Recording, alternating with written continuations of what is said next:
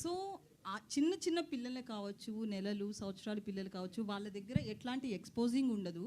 పెద్దవాళ్ళు చీరలు కట్టుకున్న వాళ్ళు కావచ్చు, డ్రెస్సెస్ వేసుకున్న వాళ్ళు కావచ్చు, చుడీదార్స్, డ్రెస్తో సంబంధం లేకుండా రేప్స్ అనేవి జరుగుతున్నాయి కదా. ఓన్లీ డ్రెస్సే అని ఎలా చెప్తాం మనం? నేను జాగ్రత్త తీసుకుంటున్నా అమ్మా, డ్రెస్ గురించి చెప్పట్లేదమ్మా.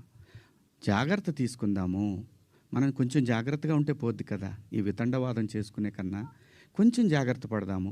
రేపొద్దున ఒక ఆడపిల్లకి ఆ అమ్మాయి తప్పు లేకపోయినా ఇష్టం వచ్చినట్టు ఇవాళ ఆడపిల్లలకు పెళ్ళిళ్ళు కావాలంటే ఇన్స్టా ఐడీలు అడుగుతున్నారు, ఫేస్బుక్ ఐడీలు అడుగుతున్నారు. మగాడికి కావాలన్నా అదే ఉంది. అసలు జెండర్ ఆ డిఫరెన్స్ తీసుకొస్తుంది ఎవరమ్మా?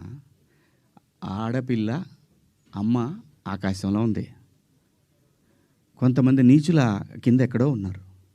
వాళ్ళతో ఈక్వల్ అవ్వాలనుకోవటం ఏంటమ్మా? అమ్మ 80 ఏళ్ళు వచ్చినా సరే అమ్మ ఏదో పని చేసుకుంటా అట్లా షాట్లో బియ్యం పోసుకొని అప్పుడే నేను లోపలికి వచ్చినప్పుడు అప్పుడే లోపలికి వచ్చినప్పుడు అమ్మ బయట కొంచెం పక్క పోతే అమ్మకి 80 ఏళ్ళు, ఆయన అమ్మ అని కప్పుతాడు బిడ్డ. ఈ భూమి మీద ఏ మగాడు కూడా ఆడదాన్ని విలాస వస్తువుగా చూడరమ్మా. ఇంట్లో, సొంత ఇంట్లో. నేను జాగ్రత్త పడమంటున్నానే తప్ప నేను ఎవరిని కించపరచలేదమ్మా. నేను వాడిన పదాలు తప్పు, ఆ 2 పదాలు. నేను ఇచ్చిన స్టేట్మెంట్కి స్టిల్ నేను నిలబడి ఉన్నాను. నేనేమీ వెనక్కిపోను. ఇంతేనమ్మా నేను చెప్పాలనుకున్నది. ఇదండి. ఒక్కొక్కళ్ళు ఏదైనా అడిగితే ఒక్కొక్కళ్ళు మాట్లాడుకున్నాను. నాకు నిద్ర లేదు, 36 గంటల నుంచి నేను నిద్రపోలేదు. సార్ మీరు వీడియో ఆ రాత్రే చేశానని చెప్తున్నారు కదా సార్. వాళ్ళు చూపించానమ్మా. అదే సార్ చూపించారు, ప్రూఫ్స్ ఉన్నాయి. నేను ఆ టైంకి లేను.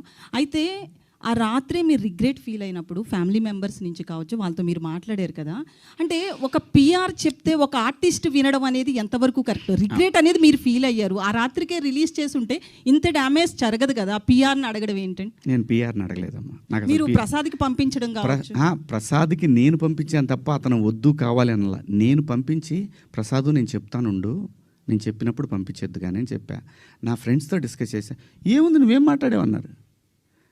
ఇంకా కాదు, నేను 2 తప్పుడు మాటలు మాట్లాడాను. సరే చూద్దాం, పొద్దున్నే ఒకవేళ అయిపోయిందని అనవసరంగా కెలుక్కోవటం ఎందుకు అని అన్నారు. కానీ నాకేంటంటే అది కొడతానే ఉంది. నేను పడుకోలేదు.